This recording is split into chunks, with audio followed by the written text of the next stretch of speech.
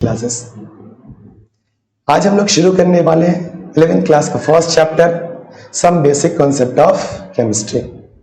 इस चैप्टर को देखने से पहले, समझने से पहले आप लोग क्या कीजिए, 11th क्लास का ये जो पहला चैप्टर है इसको समझने से पहले आप प्लेलिस्ट में जाइए और वहां पर एक प्लेलिस्ट बना हुआ है basic concept of chemistry. Some basic concept of chemistry नहीं, बेसिक कॉन्सेप्ट ऑफ केमिस्ट्री। वहां पे जो वीडियोस डले हैं सीरियल वाइज देख लीजिए, फिर आप ये चैप्टर स्टार्ट कीजिएगा तो आपको और बेहतर ढंग से समझ में आएगा। ठीक है, हम लोग इस चैप्टर को किस नाम से जानते हैं? Some basic concept of chemistry तो एनसीईआरटी में लिखा ही हुआ है, साथ में हम लोग इस चैप्टर को जानते हैं किस नाम से? मोल कॉन्सेप्ट के भी नाम से जानते हैं। किस नाम से जानते हैं बच्चों? मोल कॉन्सेप्ट के नाम से जानते हैं। इस चैप्टर को हम लोग किस नाम से जानते हैं बच्चों? मोल कॉन्सेप्ट के नाम से जानते हैं। क्लियर है? सुना होगा आपने खूब ना। साथ में ये भी आपने अपने सीनियर से कहानियां सुनी होंगी कि मोल का नाम सुनते ही बच्चे हो जाते हैं गोल। सवाल है, क्या सर बच्चे सही में गोल हो जाते हैं मोल में? मेरा जवाब है हाँ और ना भी, घबराने की जरूरत नहीं। हाँ कब? जब आप लेक्चर को शुरू से नहीं देखेंगे, छोड़ छोड़ करके देखेंगे तो बिल्कुल आप गोल हो जाएंगे। दूसरी चीज, जब आप फर्स्ट लेक्चर देख रहे हो, मेरी कोशिश होगी छोटा छोटा लेक्चर बनाया जाए, सिर्फ एक टॉपिक को कवर किया जाए और उस टॉपिक से को जब आप कवर कर ले, लेक्चर देख ले, तो पूरे पे अच्छे से प्रैक्टिस कर ले। जब तक हर बात अच्छे से क्लियर ना हो, सेकेंड लेक्चर देखने नहीं जाए, कुछ हड़बड़ाहट नहीं दिखाए। आप इस तरह से पढ़िएगा, हर लेक्चर को अच्छे से क्लियर करते हुए आगे की तरफ जाइएगा, तो कब ये चैप्टर खत्म हो जाएगा और कब आप कैपेबल हो जाएंगे किसके? नीट के भी PYQ बनाने के, जेई के भी PYQ बनाने के, या फिर आप किसी भी इंस्टीट्यूशन के मॉड्यूल बनाने के। आपको एक अच्छी पकड़ हो जाएगी किस पे? मोल कॉन्सेप्ट पे। हम लोग पूरा स्ट्रिक्टली एनसीईआरटी फॉलो करेंगे, बेसिक से लेकर के हमेशा की तरह एडवांस तक जाएंगे। तो बिना देरी किए हम लोग शुरू करते हैं क्या? Some basic concept of chemistry. इस चैप्टर में जाइएगा तो सबसे पहले मिलेगा व्हाट इज केमिस्ट्री।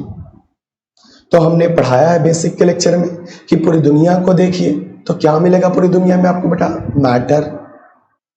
कोई मैटर क्या है? कोई भी चीज जो जगह घेरती है और उसके पास कुछ द्रव्यमान हो, उसको क्या बोलते हैं बेटा? मैटर।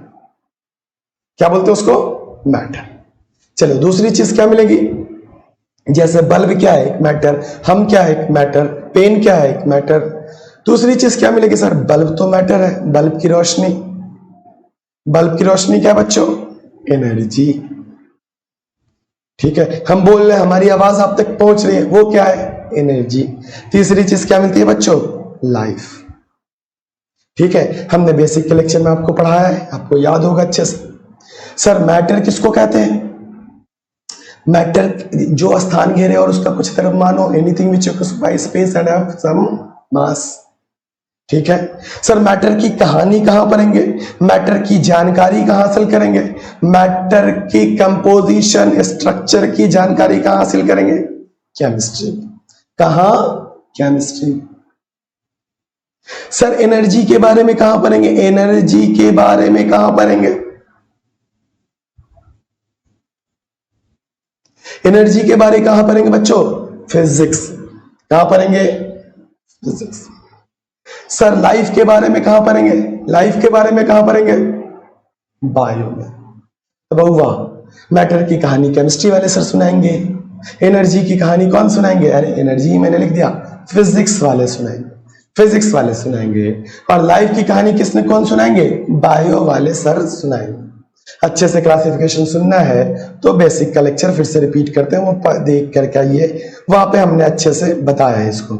सर मैटर क्या है? अभी बताया, anything which occupy space and have some mass. कोई भी चीज जो स्थान घेरती है और उसका कुछ द्रव्यमान हो। अब तो पक्का याद हो गया होगा। जब मैटर का क्लासिफिकेशन करेंगे तो वहां आपने देखा होगा दो तरह के क्लासिफिकेशन, पहला फिजिकल क्लासिफिकेशन, दूसरा केमिकल क्लासिफिकेशन।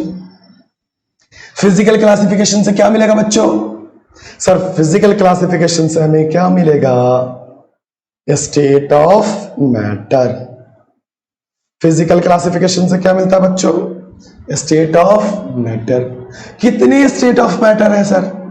3 याद होगा। कौन कौन से? सॉलिड, कौन कौन से?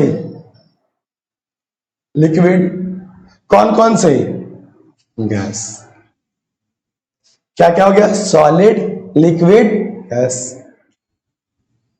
केमिकल और भी है 2, प्लाज्मा और Bose Einstein condensate. Chemical classification मिलेगा तो क्या मिलेगा बुआ? Pure substance. दूसरा क्या मिलेगा? मिक्सचर। इन सब की डिफिनेशन बेसिक के लेक्चर में अवेलेबल है। प्योर सब्सटेंस को फर्दर क्लासिफाई कीजिएगा तो क्या मिलेगा आपको बच्चों? एलिमेंट। और क्या मिलेगा? कंपाउंड। सर एलिमेंट क्या है? मैटर जिन शुद्धतम चीज से मिलकर के बना है, जिन प्योरेस्ट चीज से मिलकर के बना है, उसको क्या बोलते हैं? एलिमेंट। एलिमेंट का सबसे छोटा टुकड़ा एटम। एलिमेंट का सबसे छोटा टुकड़ा क्या है बच्चों? एटम। एटम जब फिक्स रेशियो में मिलेगा तो क्या बनाएगा बच्चों? मॉलिक्यूल। नहीं दिख रहा है कोई बात। एटम जब फिक्स रेशियो में मिलेगा तो क्या बनाएगा? मॉलिक्यूल। एटम जब फिक्स रेशियो में नहीं मिलेगा तो क्या बनाएगा? मिक्सचर। बहुत सारे मॉलिक्यूल एक साथ रहते हैं तो क्या बनाएगा? कंपाउंड। क्लासिफिकेशन समझ में आया होगा, होप शोप क्लियर है। उन्हीं को समझ में आया होगा जो फिर से रिपीट करते हैं, बेसिक का लेक्चर देख करके आए होंगे, नहीं तो ये बहुत फास्ट हो जाएगा। चलो ठीक है। वहां पे हमने बेसिक में प्रॉपर्टीज ऑफ द मैटर नहीं पढ़ाया। प्रॉपर्टीज ऑफ मैटर नहीं पढ़ाया। मैटर की प्रॉपर्टीज हम लोग 2 तरीके से देखेंगे। अकेले कि हम इसको देख रहे हैं, देखने के बाद जो चीज समझ में आ रही है तो देखेंगे तो इसका क्या देखते हैं? फिजिक, है ना? तो उस प्रॉपर्टीज को कौन सी बोलेंगे? Physical properties. इसको देखने के लिए किसी केमिकल रिएक्शन की जरूरत नहीं पड़ती है। केमिकल प्रॉपर्टीज जिसको देखने के लिए केमिकल रिएक्शन की जरूरत पड़ेगी। आइए डिटेल्स में बात। तो प्रॉपर्टीज ऑफ मैटर कितने तरीके से देखते हैं? 2 तरीके से, फिजिकल प्रॉपर्टीज और केमिकल प्रॉपर्टीज। चलिए बच्चों, फिजिकल प्रॉपर्टी में क्या मिलेगा? सर क्या है डिफिनेशन फिजिकल प्रॉपर्टीज की? We can observe it without changing the identity of a substance. इसको हम किसी भी सब्सटेंस की आइडेंटिटी बिना बदले, पता है ना कैसे आइडेंटिटी बदलती है? हाइड्रोजन एक गैस है, ऑक्सीजन बच्चों क्या है? गैस है। हाइड्रोजन क्या है? गैस। ऑक्सीजन क्या है? गैस। दोनों मिलता है, दोनों मिलकर के केमिकल रिएक्शन करता है तो क्या बनाता है बच्चों? H2। मालूम है ना आपको कि हाइड्रोजन गैस की जो प्रॉपर्टी होती है वो टोटली क्या होती है? डिफरेंट होती है किसके? H2O के। ऑक्सीजन गैस की जो प्रॉपर्टी होती है वो टोटली किसके डिफरेंट होती है? H2O से। ठीक है, तो क्या हुआ यहां पर? Chemical reaction. तो वही कह रहे हैं without changing it's identity. Identity कब बदल जाती है? जब केमिकल रिएक्शन होता है। बिना केमिकल रिएक्शन किए हुए देखिएगा फिजिकल प्रॉपर्टी। ठीक है सर, क्या क्या फिजिकल प्रॉपर्टी है? तो कौन कौन सा है? एक न्यूमेरिक्स हमने यहां यूज किया है। कौन कौन सा? Moving mass should come late. M for mass. Mass को देखने के लिए किसी केमिकल रिएक्शन की जरूरत है? ऑफ कोर्स नहीं। वॉल्यूम को देखने के लिए किसी केमिकल रिएक्शन की जरूरत है? ऑफ कोर्स नहीं। शेप को देखने के लिए किसी केमिकल रिएक्शन की जरूरत है? नहीं। कलर को देखने के लिए किसी केमिकल रिएक्शन की जरूरत है? नहीं। लेंथ को देखने के लिए किसी केमिकल रिएक्शन की जरूरत है? नहीं। तो ये सारी चीजें रट लीजिएगा। फिजिकल प्रॉपर्टी क्या? फिजिकल प्रॉपर्टी जिसको देखने के लिए आइडेंटिटी बदलने की जरूरत नहीं, मतलब केमिकल रिएक्शन की जरूरत नहीं। और भी क्या है सर? Melting point. क्या मेल्टिंग पॉइंट? बहुत सारे बच्चों के लिए नया वर्ड होगा, पुराने बच्चे हैं तो फिर भी सुन लीजिए आप और से इसको। The minimum temperature at which, लिख लीजिएगा मेरे साथ, the minimum temperature at which any substance start to melt. वह न्यूनतम तापमान जिस पर कोई भी चीज पिघलने लगे उसको क्या बोलेंगे? Melting point. ठीक है। What is boiling point? The minimum temperature at which any substance start to boil is called boiling point. Clear है बच्चों? होप शोप क्लियर होगा। तो फिजिकल प्रॉपर्टी क्या है सर? जिसको देखने के लिए किसी केमिकल रिएक्शन की जरूरत नहीं पड़े। केमिकल रिएक्शन होता है तो क्या होता है? उसकी मॉलिक्यूल, उस सब्सटेंस की आइडेंटिटी बदल जाती है। तो आइडेंटिटी कब नहीं बदलेगा? जब केमिकल रिएक्शन नहीं होगा। होप शोप ये बात अच्छे से क्लियर हो गई होगी। चलिए आगे की तरफ जाते हैं। Chemical properties, we can absorb it when substance changes its identity. Identity कब बदलेगा? जब वो केमिकल रिएक्शन करेगा। क्या है केमिकल प्रॉपर्टीज? सर आमिर भाई विल कम, आमिर भाई आएंगे और केमिकल प्रॉपर्टी बताएंगे। क्या क्या है sir? A for Aamir, A for acid, ये छुटिक्का A for air, B for base, W for water और सी फॉर केमिकल। ये सारी चीजें क्या बताती हैं बच्चों? Chemical properties. ये सारी चीजें क्या बताएंगी? Acid, base, air, water, chemical. क्या बताएंगी? Chemical properties. चलो नया topic. What is physical quantity? Physical quantity क्या है? तो anything which can measure is called physical quantity. कोई भी चीज जिसको हम लोग मेजर कर सके, जिसको हम लोग क्या कर सके? नाप सके। 12 किलोमीटर लेंथ को जब हम लोग मेजर करेंगे, किसको मेजर करेंगे? जब हम लोग लेंथ को मेजर करेंगे, तो ये जो लेंथ है क्या है? Physical quantity. सर जब हम लोग टाइम को मेजर करेंगे तो ये क्या है? Physical quantity. फिजिकल क्वांटिटी कितने प्रकार की? 2 प्रकार की। एक होती है एक्चुअल फिजिकल क्वांटिटी, जिसको बेस फिजिकल क्वांटिटी कहते हैं। याद है ना? Actual physical quantity, base physical quantity कितने हैं? याद आ गया होगा, याद आ गया होगा। कितने हैं बच्चों? 7। कौन कौन? Length, mass, time, temperature, amount of substance, light intensity, electric current. ये क्या? Basic, base, actual, real physical quantity. कैसी फिजिकल क्वांटिटी है? Base physical quantity. सर जो बेस फिजिकल क्वांटिटी से बने डिराइव्ड फिजिकल क्वांटिटी, जैसे बेस फिजिकल क्वांटिटी क्या क्या देखा हमने? क्या क्या देखा? फिर से रिपीट करो। ये आपने क्या देखा? Base physical quantity. क्या क्या देखा? लेंथ। क्या देखा? मास, टाइम। तो अपने पास है एक डिराइव्ड फिजिकल क्वांटिटी। क्या है? क्या डिराइव्ड है फिजिकल क्वांटिटी? सर क्या है? स्पीड। सर किससे मिलके बना होगा? Base physical quantity. Base physical quantity कौन सा? कौन सा बेस फिजिकल क्वांटिटी? कौन सा बेस फिजिकल क्वांटिटी? कौन सा base physical quantity? Sir length upon time.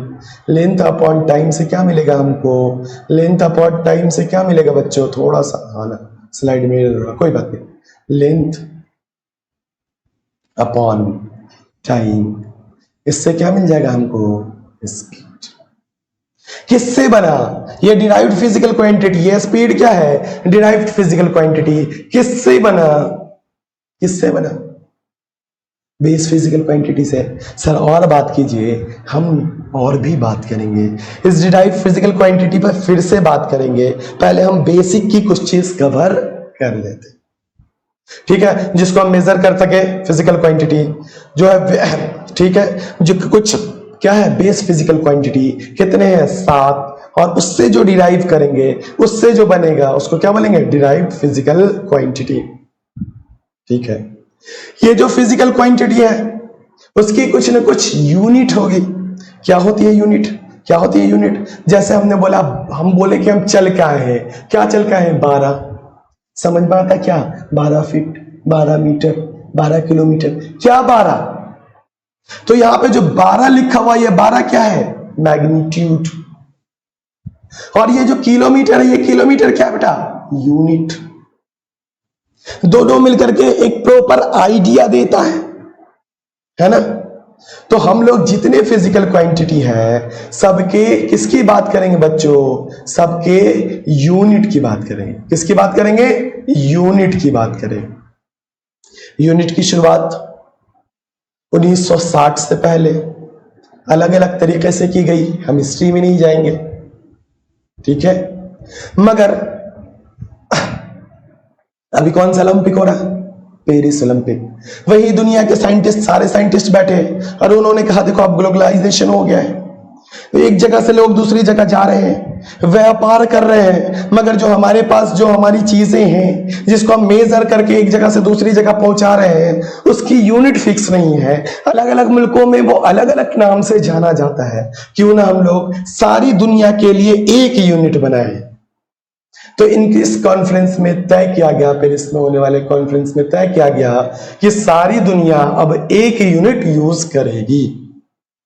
तो अपने पास क्या है? फिजिकल क्वांटिटी क्या क्या है सर? क्या है अपने पास? फिजिकल क्वांटिटी का, बेसिक फिजिकल क्वांटिटी का क्या है? लेंथ।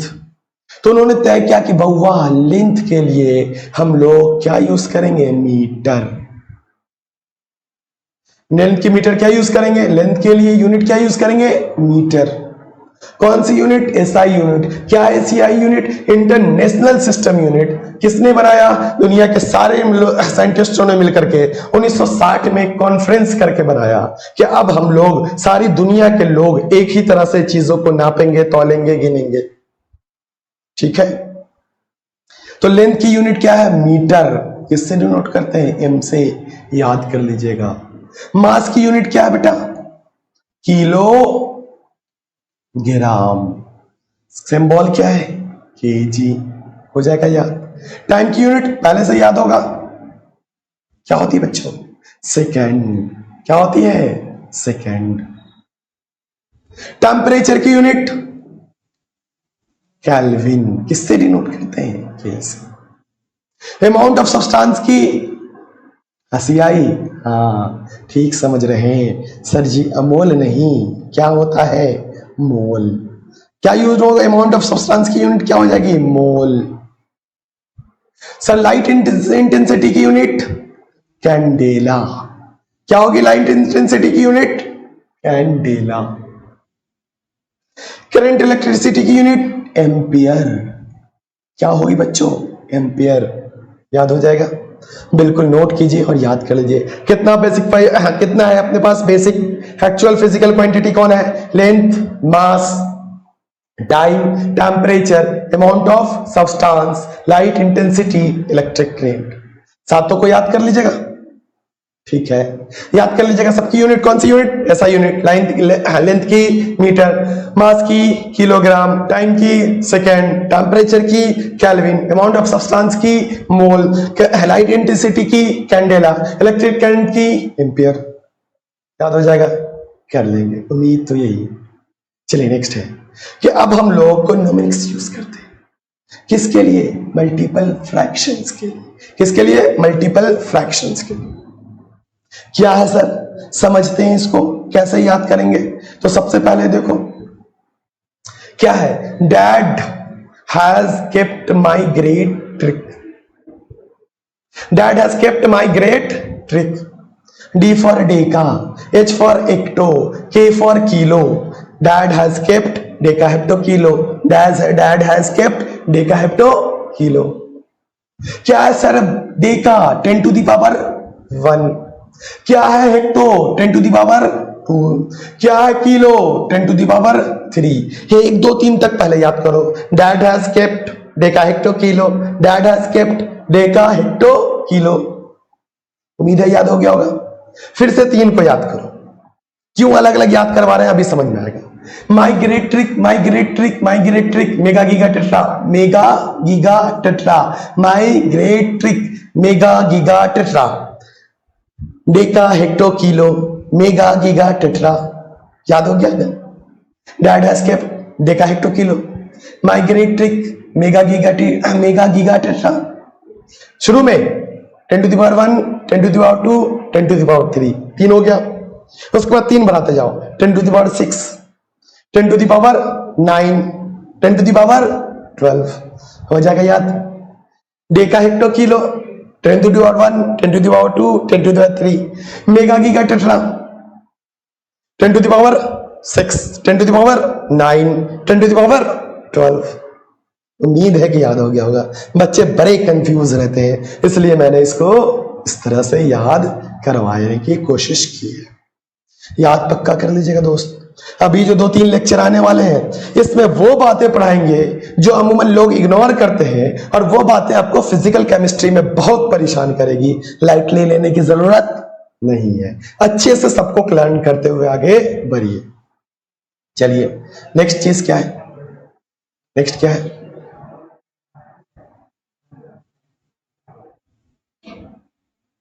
चलिए, that can make me nice person, SON, that can make, dad can make deci centi milli, dad can make deci centi milli, dad can make deci centi mini.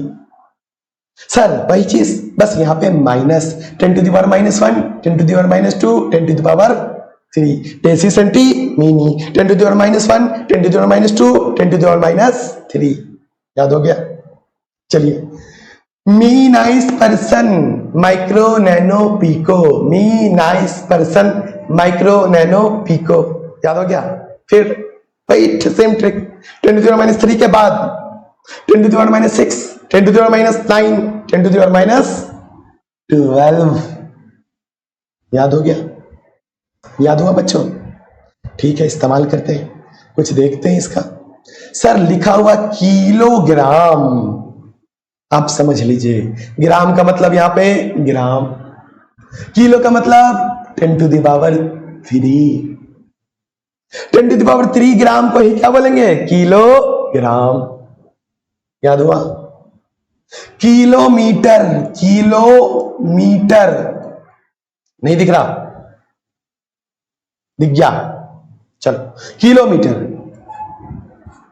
10 to the power 3 metre के लिए metre, तो 10 to the power 3 metre is kilometre. याद हो गया? बहुत जरूरी है इसको याद करना, याद कर लीजिए आगे अच्छे से। फिर हम लोग कुछ क्वेश्चन देखते हैं, कन्वर्जन के क्वेश्चन देखते हैं। उम्मीद है कि आप याद कर लिए होंगे, नहीं तो पहले याद कीजिए फिर यहां तक आइए। ठीक है, हम ज्यादा नहीं पढ़ाते, थोड़ा सा पढ़ा के लेक्चर लिख देंगे बस इसके एप्लीकेशन को। डेसीमीटर, डेसीमीटर क्या बच्चों? डेसी मतलब 10 to the power -1, तो 10 to the power -1 metre is equal to 1 decimetre. याद हो गया? 5 डेसीमीटर को किसमें कन्वर्ट करना है? मीटर में। 5 डेसीमीटर को किसमें कन्वर्ट करना है बच्चों? मीटर में। तो 5 की जगह 5 डेसीमीटर मतलब 10 to the power -1, 10 to the power -1, 5 into 10 to the power -1 is called 5 decimeter. 10 to the power 5 into 10 to the power -1 meter is 5 decimeter. Micro अभी याद किया, अभी माइक्रोमीटर 10 to the power -6, तो 1 माइक्रोमीटर इक्वल टू क्या होगा? कितना metre? कितना metre sir? 10 to the power -6 metre. आ रहा है? मजे मजे। सेंटी, सेंटी याद किया अभी आपने? सेंटी 10 to the power -2, तो 10 to the power -2 metre is centimetre. Microgram, तो 1 microgram equal to 10 to the power -6 gram. Clear है? चलिए, होप सब क्लियर होगा। नहीं है तो कमेंट बॉक्स में लिखिएगा। जब मैं नेक्स्ट लेक्चर बहुत जल्द आने वाला है, कल छुट्टी है हमारा, तो इंडियन पैलेस आजादी मना लेंगे, सुबह सुबह शाम में पढ़ेंगे, खूब बढ़िया से वेकेशन को यूटिलाइज करेंगे। तो आप कमेंट सेक्शन में बता दीजिएगा, हम उसको रिपीट कर देंगे। ठीक है, थैंक यू। आगे बढ़ते हैं। चलिए, 1 सेंटीमीटर इक्वल टू कितने metre? Centimetre 10 to the power -2, तो 10 to the power -2 metre. Sir यहां पर तो उल्टी हो गई गंगा, अब कैसे बनाओगे? अब मीटर को माइक्रोमीटर में कन्वर्ट करना है, कैसे करोगे? ध्यान से सुनना, नहीं तो बहुत टिपिकल हो जाता है। माइक्रोमीटर मतलब 10 टू द पावर -6। उल्टा काम कर रहा है ना, पहले माइक्रो को मीटर में चेंज करते थे, अब मीटर को माइक्रो में चेंज करेंगे तो उल्टा उलट दो, कुछ नहीं कुछ नहीं। यहां पर क्या हो जाएगा? 10 टू द पावर 6। आसान है। देखो पहले हम किसको का माइक्रो को, पिछले स्लाइड में हमने क्या किया था बच्चों? माइक्रो को मीटर में चेंज किया था। यहां मीटर को माइक्रो में चेंज करेंगे, कुछ नहीं करेंगे सर, बस पलट देंगे। उल्टा कर रहे हैं तो इसको भी पलट देंगे। याद रहेगा, याद कर लीजिए, बहुत जरूरत पड़ती है इन सब चीजों की, फिर उस वक्त बहुत दिक्कत होता है। चले आगे। हाँ तो क्या पढ़ रहे थे बच्चों? यहां पर क्या होता है? 4 है इंटू 10 टू द पावर 1। 40 को कैसे लिख सकते हैं? 4 इंटू 10 टू द पावर 1 लिख सकते हैं। इंटू क्या होगा? माइक्रो क्या? 10 टू द पावर -6। चूंकि उल्टा करना है, माइक्रो को मीटर में चेंज करना है, तो इसको भी क्या कर दोगे? बदल दोगे, पलट दोगे, तो माइनस किस में होगा? प्लस में। तो टोटल क्या हो गया बच्चों? 4 into 10 to the power 7। Clear है? ठीक है, तो अब इसको बना लो। बनाओ बनाओ बनाओ, जल्दी से पॉज करो, बनाओ। बन गया? चलो देखो, nano 10 to the power -9, 10 to the power -9। क्या करेंगे? उल्टा कर रहे हैं ना, उल्टा कर रहे हैं ना, तो पलट दें। 10 टू द पावर 9 पलट दे बच्चों, 10 टू द पावर -9। इसको ठीक से लिख लो, 5 इंटू 10 टू द पावर 2। क्या हो जाएगा? क्या हो जाएगा? 5 इंटू 10 टू द पावर 11।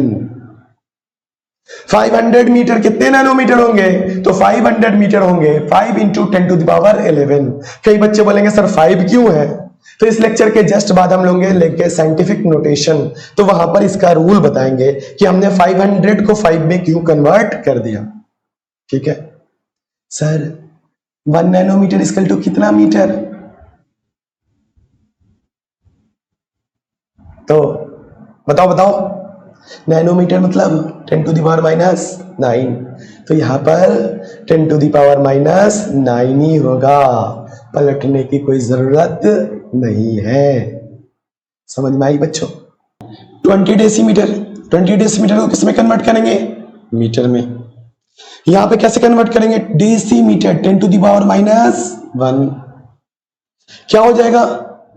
20 है तो 2 इंटू 10 हो गया 20। 10 इंटू 10 टू द पावर -1, इससे ये गया, कितना आंसर आएगा? 2। 20 डेसीमीटर मीटर इक्वल टू कितना मीटर होगा? 2 मीटर।